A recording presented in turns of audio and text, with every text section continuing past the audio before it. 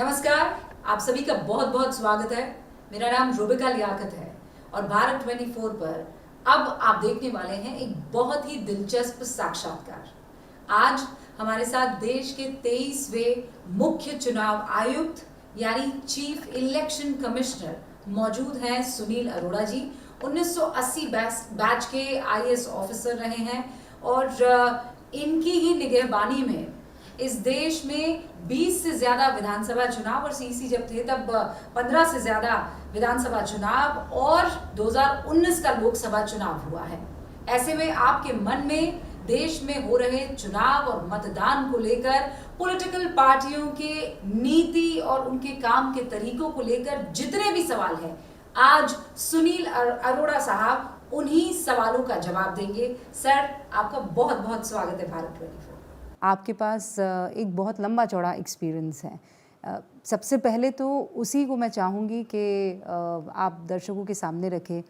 चुनाव करवाना और वो भी सबसे बड़ी पॉपुलेशन के बीच में, फ्री एंड फेयर इलेक्शंस, वो इलेक्शंस जिसे हर एक आम वोटर समझ सके कि मेरा हक है, ये कितना चैलेंजिंग रहा है आपके लिए?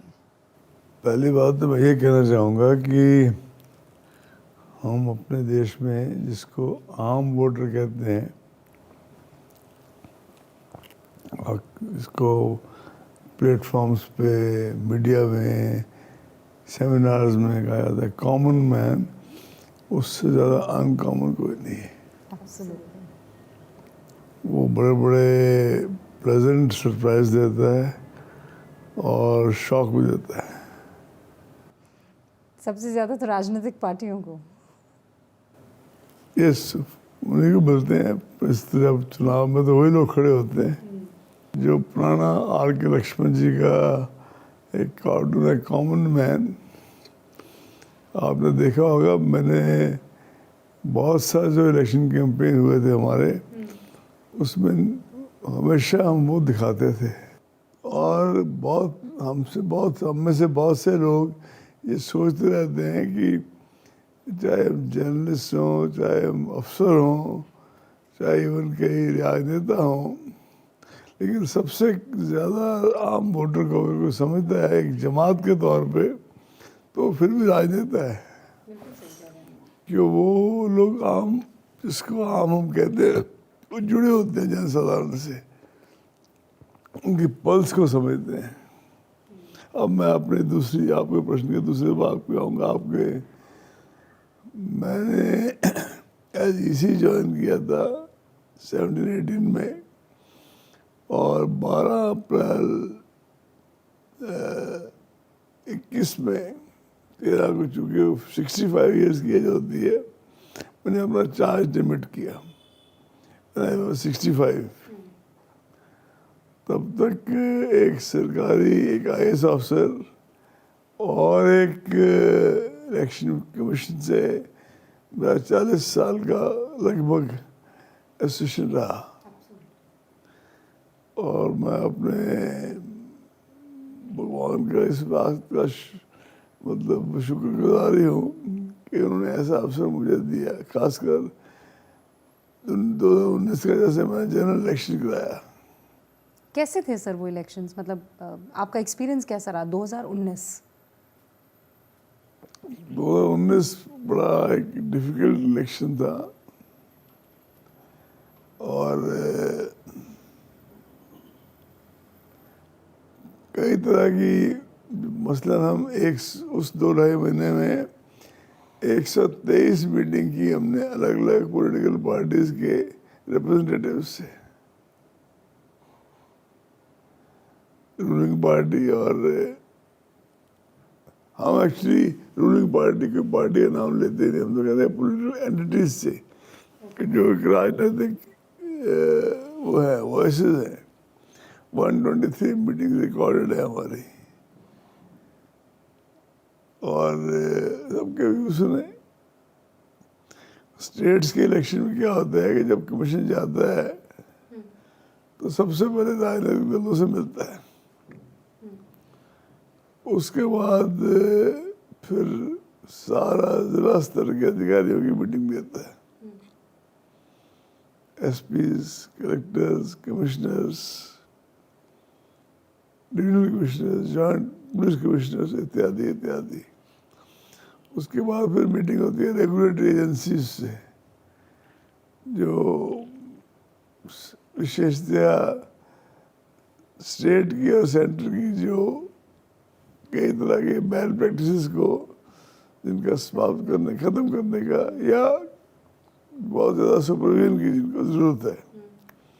फिर आखिरी मीटिंग होती है चीफ सेक्रेटरी और उनके साथियों से, सीनियर ऑफिसर्स। तो ये तो सर कॉमन प्रैक्टिस। नो, लेकिन फिर मीटिंग होती है, सबसे बाद फिर आप लोगों को रिपोर्ट करते हैं, प्रेस को। The most awaited press conference. In the view of in the press conference, every state after state. पर अच्छी बात है कि सबके साथ एक सम्मिलित अनुभव लेके फिर हम प्रेस को बताते हैं, उनके प्रश्नों के जवाब भी देते हैं। पर सर आपने कहा ये डिफ़िकल्ट चुनाव रहे हैं, मैं इसके पीछे वजह, क्योंकि हर चुनाव डिफिकल्ट होता है।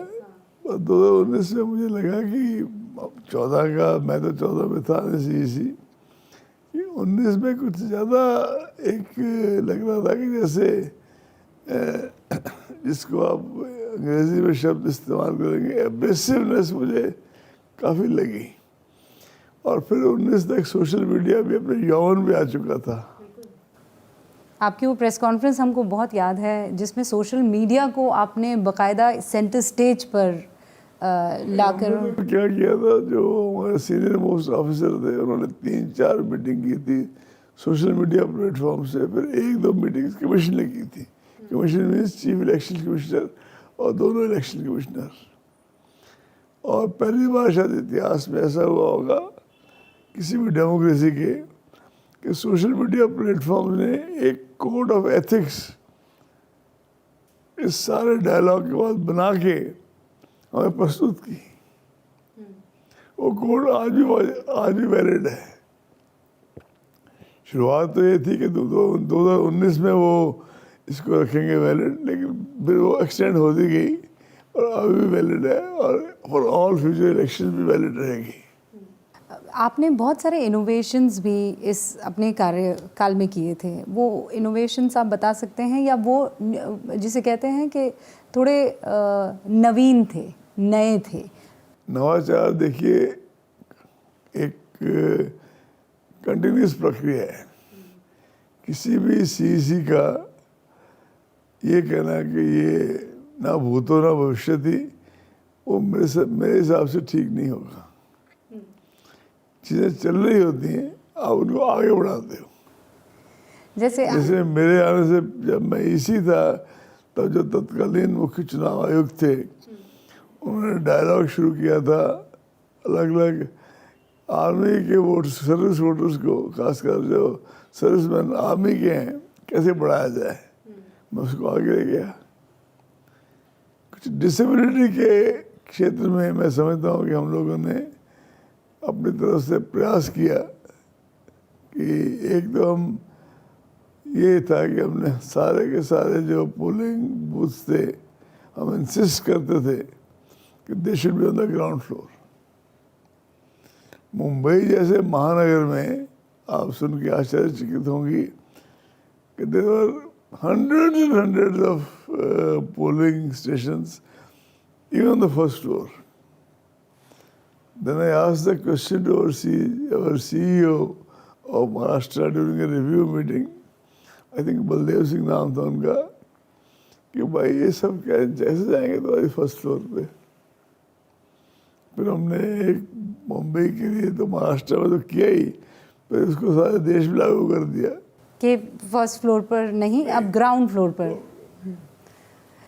और उसके रैंप्स जो हैं वो जो भी साइंटिफिक प्रिस्क्राइब्ड जो है तरीके और जो एलिवेशन और डिग्री।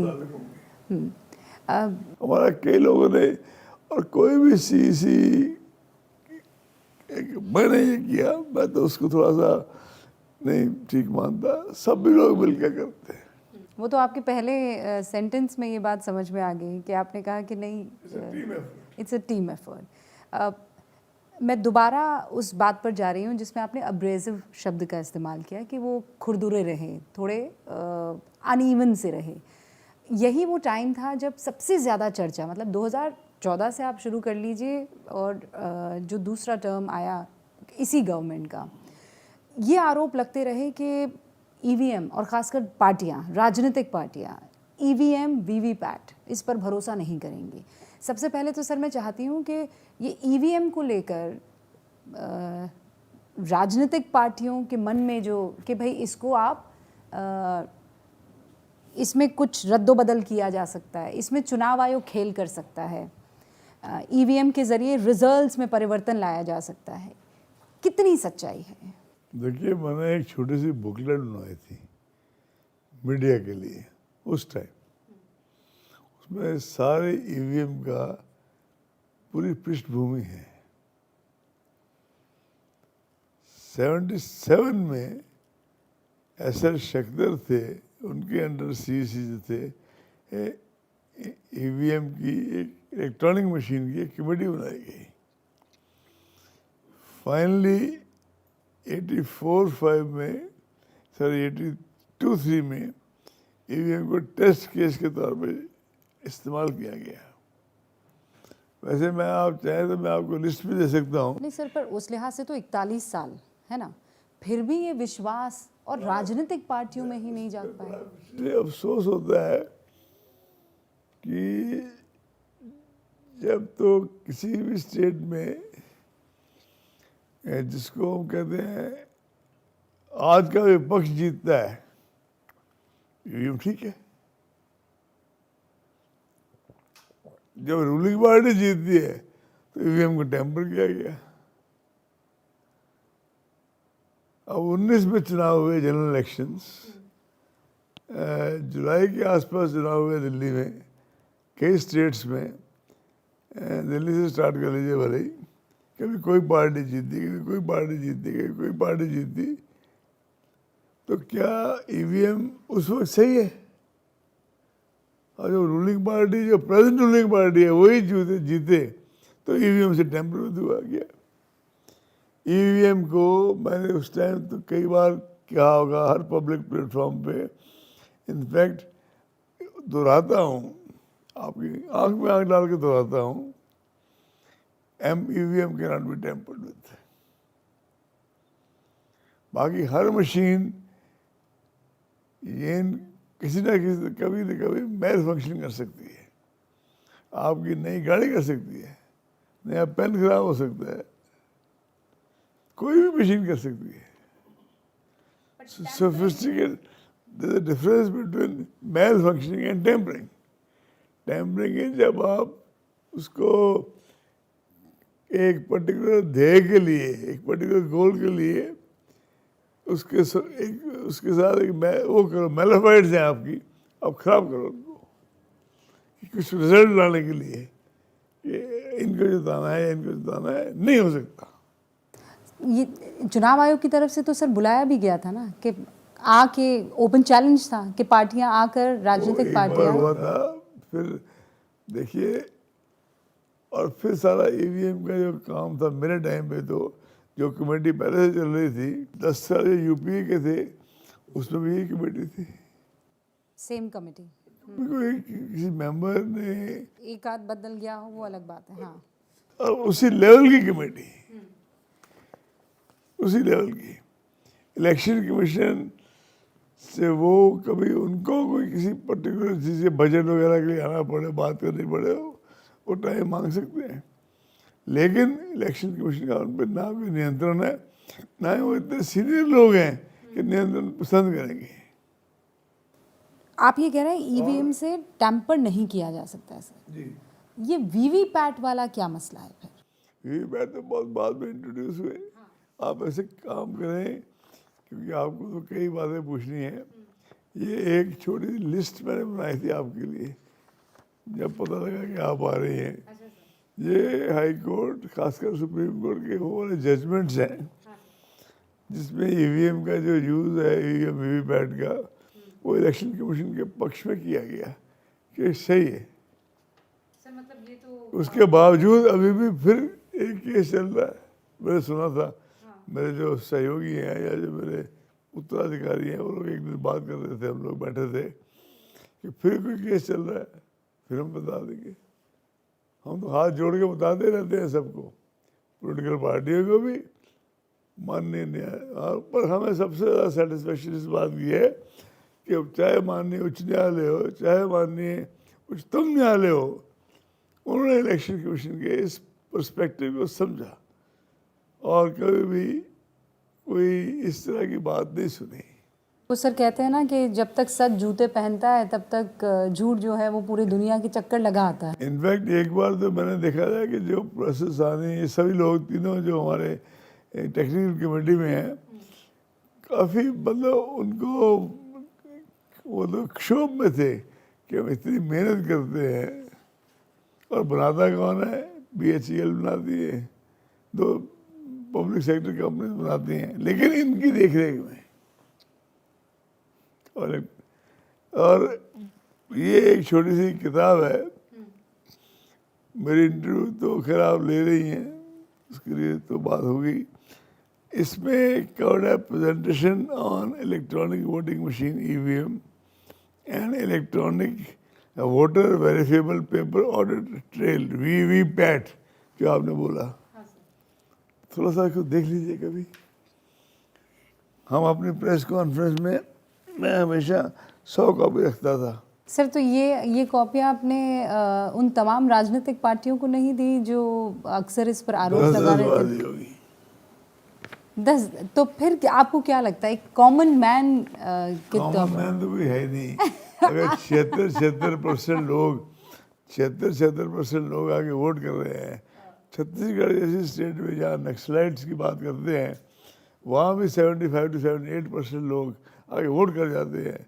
वहाँ हम 10, क्योंकि वहाँ 10 यहाँ तक मुझे ध्यान है 10 अफेक्टेड डिस्ट्रिक्ट्स को अलग से फेस कराना पड़ता है वायलेंस, पॉसिबल वायलेंस के कारण, और फिर भी वहाँ लोग पहुँच जाते हैं। और सबसे अच्छी बात है महिलाएं पहुँच जाती हैं। वो जो इलेक्शन कमीशन का कार्यक्रम है स्वीप, उसका भी थोड़ा बहुत असर हुआ होगा। खूब करते हैं, हर ECI करता है, हम भी करते थे, आज भी हो रहा है, ताकि वोटर ज़्यादा से ज़्यादा आ सके, अधिक आ सके।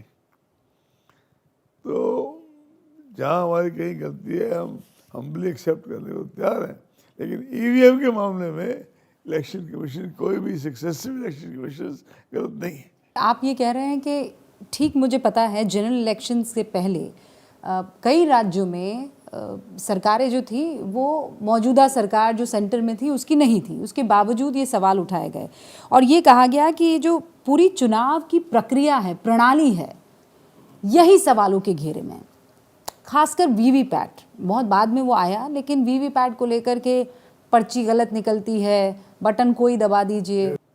Social media I respect it a lot, but a whole lot of videos are fake videos also. कोई कमी नहीं है फेक वीडियोस की, या जिसको आप जर्नलिस्ट की भाषा में क्या कहते हैं वो बनाने की।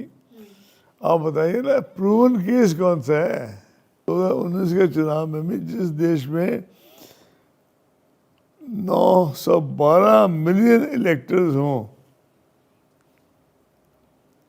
ये फिगर जनरल इलेक्शन 19 की हैं, और वो 14 के इलेक्शन से 78 मिलियन बढ़ गए थे। फीमेल इलेक्टर्स 42 मिलियन बढ़ी थी। इतना जो जिस देश में इतना विहंगम और इतना मतलब एक वास्ट उसका फैला वास्ट हो, उसमें आप कोई, फिर भी मैं कहता हूँ EVM का किसी कोर्ट का, ऑनरेबल कोर्ट का कोई एक जजमेंट बता दीजिए जिसमें इस बात पे यकीन किया गया। देखिए, हम तो जस्टिसेबल तो है ना, ऐसा तो नहीं कि इलेक्शन कमीशन अपने आप में एक फाइनल अथॉरिटी है। हमारा हर एक्शन भारत के संविधान के मुताबिक हाई कोर्ट में चैलेंज हो सकता है। हाई कोर्ट फैसला ना दे, चलिए आपके हिसाब से सुप्रीम कोर्ट जा सकते हैं आप। ये तो मेरे पास 10 तो आपने बता ही दिए केसेस जहाँ पर नहीं, ये 10 नहीं है, अगर आप इसका पन्ना उल्टेंगे तो तकरीबन 40 केस आए इससे। Bombay high court, Calcutta high court, Delhi high court, Gujarat high court, Karnataka high court, Madhya Pradesh high court, Madras high court, Uttarakhand high court, Rajasthan high court, मतलब कोई और सुप्रीम कोर्ट के अलग है, वो लिस्ट अलग है। आप कहें वो भिजवा दूंगा, इसलिए कह रहा हूँ आपको भिजवा दूंगा क्योंकि चैनल से तो लोगों को एजुकेट करने का साधन है। यही तो वजह है सर कि ये सवाल जो प्रिंट मीडिया और चैनल्स तो ही तो लोगों को एक तरह से शिक्षित, एक पूरी अवेयरनेस का साधन, सबसे इम्पोर्टेंट। यूँ नहीं कहते फोर्थ स्टेट है, हम सारी मीटिंगें करके स्टेटस में जाके और फाइनली किसको जाके रिपोर्ट करते हैं। एक तरह से रिपोर्ट में भी is not the correct word, हम किसके आगे सारा खुलासा करते हैं? प्रेस के सामने। क्यों करते हैं? पूछिए, हमसे प्रश्न पूछिए, हम उत्तर देंगे। एब्सोल्युटली। लेकिन अब तो प्रेस को भी सवालों के घेरे में रखा गया है। चुनाव आयोग तो एक सर इंडिपेंडेंट संस्था है, लेकिन बावजूद उसके बहुत सारे सवाल खड़े होते हैं और इसीलिए मैं बहुत क्लीन जिसे कहते हैं या साफ शब्दों में कहते हैं, ये चुनाव आयोग और सरकार का रिश्ता क्या होता है? ये दोनों कैसे काम करते हैं?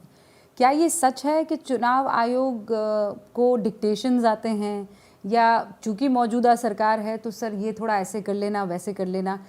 ये जो आदमी हैं, मैं अब आम शब्द का इस्तेमाल आपके सामने नहीं करूँगी, बट ये जो एक्स्ट्राऑर्डिनरी हमारी जनता है, उनके मन में ये विचार जो लाए जाते हैं और जो एक नैरेटिव सेट किया जाता है, कभी ईडी को कहा जाता है कि इशारे पर काम करें। You are not, I am sure आप उस पर बात नहीं करेंगे, पर मैं चाहती हूँ मैं क्यों नहीं करूँगा, बिल्कुल करूँगा।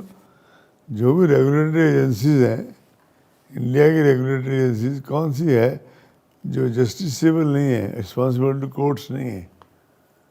नंबर एक, ड्यूरिंग इलेक्शन टाइम इवन जो इस तरह के बड़े सेंसिटिव केसेस हैं, कोई they have to at least send report to the ECI. मसलन मैं उदाहरण दिया, एक पर्टिकुलर स्टेट का चुनाव चल रहा है तो मैं स्टेट का नाम नहीं लूँगा। जब 2019 में मेरे जनरल इलेक्शंस भी चल रहे थे, उसी के आसपास बीच में एक पर्टिकुलर स्टेट की 300-400 पेज की रिपोर्ट आई और हमने तुरंत मीटिंग की, पूरे कमीशन की। रिपोर्ट क्या थी सर? रिपोर्ट तो इसी तरह के कुछ मनी एक्सचेंज वगैरह का था और बहुत ही एग्जॉस्टिव रिपोर्ट थी। वो अधिकारी अब रिटायर हो चुके हैं, लेकिन उन्होंने 300-400 पेज की रिपोर्ट बनाई और हमने जब DOPT उसको अपनी मीटिंग की, उसके ऊपर मनन किया, तो आयोग ने उसको निर्णय किया गया कि CBI को सौंप दिया जाए। हमने DOPT को निर्देश दिए कि CBI को सौंप दिया जाए। DOPT ने हमें वापस चिट्ठी लिखी कि उन्होंने सौंप दिया है, CBI जांच कर रही है। तब तक जब चुनाव ख़त्म हो गया था, आचार संहिता भी उस हिसाब से ख़त्म हो गई थी। फिर उन रिपोर्टों का आचार संहिता ख़त्म होने के बाद क्या उनका हश्र होता है, परिणाम होता है, वो हम उसमें नहीं, कोई लीगल पावर्स नहीं है। हालांकि हमारा ये व्यू है कि जो उस टाइम की शुरू हुई थी रिपोर्ट्स, उनको लॉजिकल एंड तक ले जाने के लिए भी कुछ व्यवस्था और भी सुदृढ़ होनी चाहिए। लेकिन हम कोई भी जो रेगुलेटरी एजेंसी है, हम उसके डे टू डे वर्क को थोड़ी सुपरवाइज करते हैं। तो लेकिन रिश्ता कैसा होता है? मतलब चुनाव आयोग और मौजूदा सरकार और दूसरी पार्टियां, इन सब का एक सरी का रिश्ता होता जो है? 123 मीटिंग की है वो केवल रूलिंग पार्टी के साथ थी क्या? हमारी लिस्ट भिजवा दूंगा कौन कौन सी पार्टीज थी जिनके साथ बैठ के की है। वो कहता चुनाव के जब काउंटिंग होनी थी उससे 3 दिन पहले या 4 दिन पहले 70 पीपल के साथ मीटिंग की थी। वो सब वो थे from the other parties, other entities, not ruling party. 70 people almost. List है हमारे चुनाव आयोग में, मिल जाएगी आपको।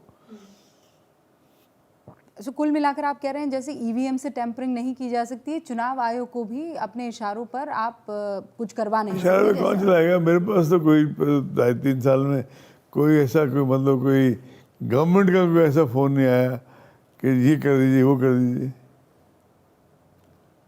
तो फिर ये परसेप्शन क्यों है सर? जैसे उनसे पूछिए, उनका किसी इंटरव्यू लीजिए, मैं तो उसमें क्या कह सकता हूँ। क्या चुनाव आयोग एक ट्रुथलेस टाइगर है? बिल्कुल नहीं। दंतहीन। इवन जो रिप्रेजेंटेशन वो तो पैरट के सीबीआई के किसी ज़माने में कहा गया था, वो एक सेपरेट इशू था। Representation of people act is powerful act. और मज़े की बात तो यह है कि जो कि हिंदुस्तान की इंडिया की पॉलिटिकल पार्टीज़ की वैसे कंबाइंड विजडम को कि वो करनी चाहिए, बहुत ज़्यादा प्रेज करनी चाहिए। ये मॉडल कोड ऑफ कंडक्ट है, ये कैसे आई? इट इज़ ए सबका एक तरह से इसमें वो था, जब ये आई थी तो सारी राजनीतिक दलों का एक समृद्ध उसमें व्यूज थे, और तब जाकर मॉडल कोड ऑफ कॉन्डक्ट बना। और मॉडल कोड ऑफ कंडक्ट में खूब पावर है, ऐसी बात हो रही है। लेकिन जैसे ये शराब दे देना, पैसे दे देना, फिर उस पर कोई बहुत स्ट्रॉन्ग एक्शन ना हो पाना चुनाव आयोग की तरफ से। देखिए, इन सब चीज़ों में आप सही करिए रूबिया जी, जितना होता है चुनाव एक्शन उससे और भी ज़्यादा हो सकता है, पर वो टूथलेसनेस नहीं है। वो तो देखिए ना, उसी टाइम फैक्टर है, उसी में जितना एक्शन हो सकता है we try our best. But yes, more can be done also. और उसके लिए या तो एक बार सारी parties model code of conduct को थोड़ा सा और स्ट्रिंजेंट करने की दिशा में स्वयं पहल करके सशक्त करे चुनाव आयोग को, और या फिर कोई नई कमेटी बैठे इसमें, इसके ऊपर कोई मनन किया जाए। एक और सर बहुत मेजर इशू है चुनावी खर्चे को लेकर। आप लोगों ने एक फ्रेम सेट किया हुआ है, लेकिन अगर आप सोचें कि कोई एक शख्स जो बाकी पार्टियों की तरह बड़ा रिच नहीं है, वो चुनाव लड़ना चाहे तो उसके लिए बड़ा मुश्किल होगा। आपने एक पैमाना लगाया हुआ, उसके बावजूद धड़ल्ले से खर्चा होता है। क्या वक्त नहीं आ गया है कि कुछ रिवीजन या कुछ चीज़ें जो हैं तब्दीलियां हों, खासकर चुनावी खर्च को लेकर, रूल्स और रेगुलेशंस को लेकर? देखिए, एक तो 19 की, चूँकि आपने शुरुआत 19 से की, तो हम लोगों ने एक ये शुरू किया था कि एक तो होता है पुलिस ऑब्जर्वर, जनरल ऑब्जर्वर और एक्सपेंडिचर ऑब्जर्वर। हम लोगों ने स्पेशल ऑब्जर्वर्स लगाने शुरू किए थे, मेनली एक्सपेंडिचर के लिए। Retired members of the CBDT या उस तरह के लोग मेंबर्स वगैरह रहे हैं, चेयरमैन रहे हैं, चेयरमैन नहीं, मेंबर्स तो सभी थे। और उसके हमें कुछ वांछित परिणाम भी मिले, एनकरेजिंग रिजल्ट्स मिले। But yes, that should be एक तो ओवरऑल रिवीजन और हो जानी चाहिए। तो सर ये कामयाबी हमें मिल क्यों नहीं पाई? जैसे मॉडल कोड ऑफ कॉन्डक्ट लागू होने में आपने कहा कि हम सब सारी पार्टियों ने मिलकर, ये उनका तरफ से एक पहल थी जिसका सब ने मिलकर फ़ायदा भी उठाया और अच्छा रहा लोकतंत्र के लिए। तो ये एक सीमा बांधने में चुनाव आयोग कामयाब क्यों नहीं हो पाया? बांधने में तो कोई किसी ने ऑपोजिशन नहीं की, लेकिन देखिए ना, जैसे ताली एक हाथ से नहीं बजती, दो हाथ से बजती है। और दूसरा हाथ इसमें, चाहे रूलिंग पार्टी हो चाहे अदर ऑपोजिशन पार्टीज हो, दोनों हाथ बजने चाहिए इसमें। They should also be party to it. कभी ऐसा हुआ कि आपको लगा कि हेल्पलेसनेस बहुत है, मतलब कुछ नहीं कर सकते, आपको दिख रहा है और नहीं हो सकता है क्योंकि आपकी अपनी एक सीमा, अपना एक दायरा है? I think we should probably have another political parties के साथ वाइड स्प्रेड कंसंट्रेशन हो। कि कुछ पार्टीज ऐसी हैं जिनके वाकई रिसोर्सेज बहुत कम है, और ये भी फैक्ट है कि जो भी उस वक्त की रूलिंग पार्टी होगी उनको इनबॉर्न या इनहेरेंट एडवांटेज हो गई, होता भी है। उद्योगपति हों या दूसरे हों, वो लोग भी जो डोनेशन देते हैं तो देखते हैं किसको कितनी देनी है नहीं देनी है, कोई वो नहीं है।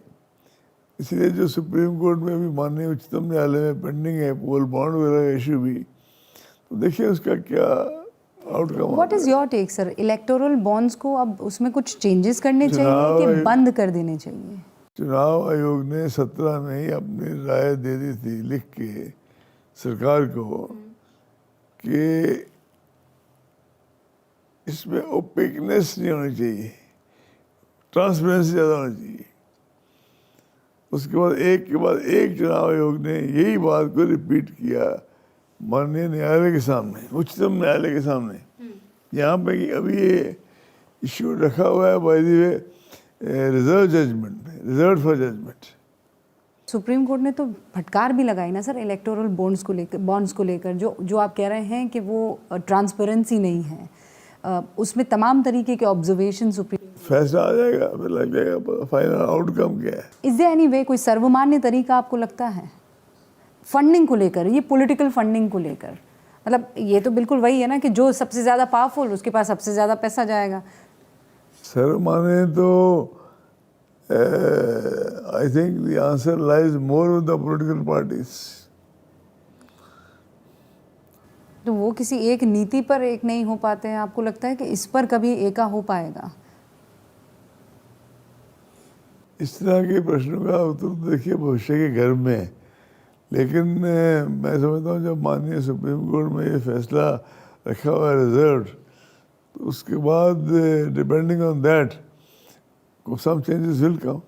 आपके कार्यकाल में ममता बनर्जी बहुत इस बात को लेकर मुखर थी और वो बार बार ये बात कहती थी कि ये फैसले साफ बताते हैं कि सरकार की तरफ इनका पलड़ा ज़्यादा झुका हुआ है।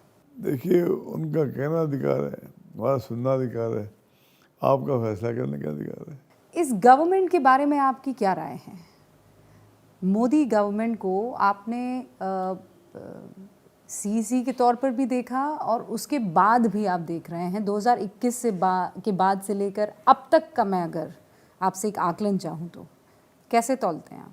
देखिए जो सिटीजन अगर मेरी राय मांग रही हैं तो माननीय प्रधानमंत्री एक तरह से युग पुरुष हो चुके इंटरनेशनली, और देश में अगर देखें भारत के विद इन इंडिया जितना इंफ्रास्ट्रक्चर पिछले 4 या 5 साल में डेवलप हुआ है, फिजिकल इंफ्रास्ट्रक्चर, और जितना इंडिया डिजिटाइज हुआ है और हो रहा है, वो एक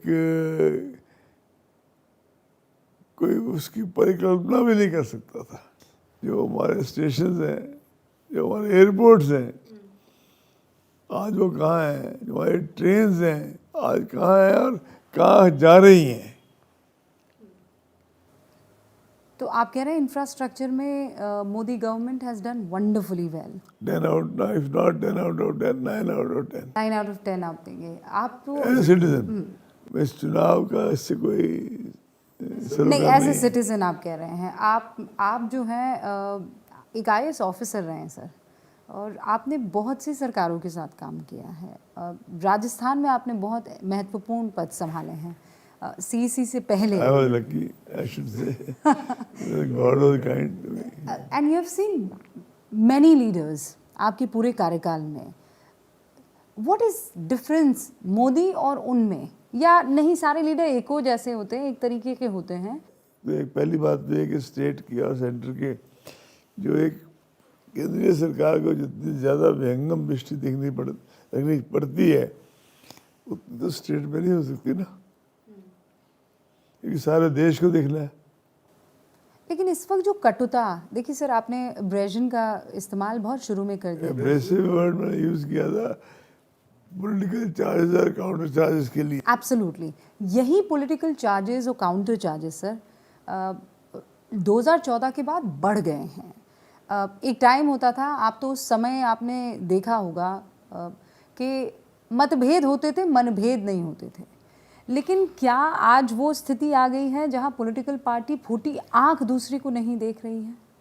आज जो डे टू डे के व्यवहार में या चुनाव प्रसार में कटुता या अग्रेसिवनेस, उसका अल्टीमेट जो है रिस्पॉन्सिबिलिटी पॉलिटिकल पार्टीज का स्वयं का बहुत ज़्यादा रोल है।